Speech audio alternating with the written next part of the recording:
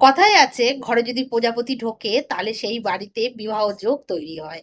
বিবাহ যোগ বলতে সেই বাড়ির যদি ছেলেমেয়েরা অবিবাহিত থাকে, বিয়ে যদি না হয় তাদের বিবাহ যোগ তৈরি হয়। এ কথাটা কি সত্যি? অবশ্যই সত্যি। কিন্তু কি ধরনের প্রজাপতি, কি রঙের প্রজাপতি ঘরে ঢুকলে এই জিনিসটা ইঙ্গিত দেয় সেই কথা এই ভিডিওতে বলব। সম্পূর্ণ ভিডিও শুনবে। আর ভিডিও শুনে যদি আমার কথাগুলো ভালো লেগে থাকে অবশ্যই লাইক, কমেন্ট, শেয়ার দিয়ে পাশে থাকবে। দেখো ঘরে প্রজাপতি ঢোকাটা কিন্তু একটা স্বাভাবিক ব্যাপার না। কেন? যদি স্বাভাবিক ব্যাপার হতো তাহলে সবসময় প্রজাপতি ঘরে ঢুকতো। যেমন আমাদের পোকামাকড় ঘরে ঢুকছে, সেটা কিন্তু হয় না। বিশেষ, বিশেষ সময় প্রজাপতি ঘরে এসে ঢোকে। বেশিরভাগ ক্ষেত্রে যে প্রজাপতিটা ঢোকে সেটা ব্রাউন কালারের হয়ে থাকে। আমাদের ঘরে এসে বসে তারপরে চলে যায়। এই ধরনের প্রজাপতি যদি ঘরে ঢোকে তাহলে বুঝবে তোমার কিছু শুভ হতে চলছে। প্রজাপতি ঘরে ঢোকা মানেই শুভ লক্ষণ। সেই শুভটা কি?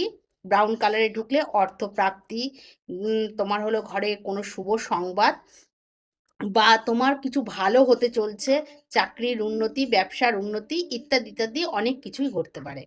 কিন্তু যদি বিবাহযোগ বলো যে আমার ঘরের ছেলে মেয়ে উপযুক্ত হয়ে গেছে, বিয়ে হচ্ছে না, তাহলে কোন রঙের প্রজাপতি ঢুকলে সেইটা আমাকে বিবাহর ইঙ্গিত দিচ্ছে?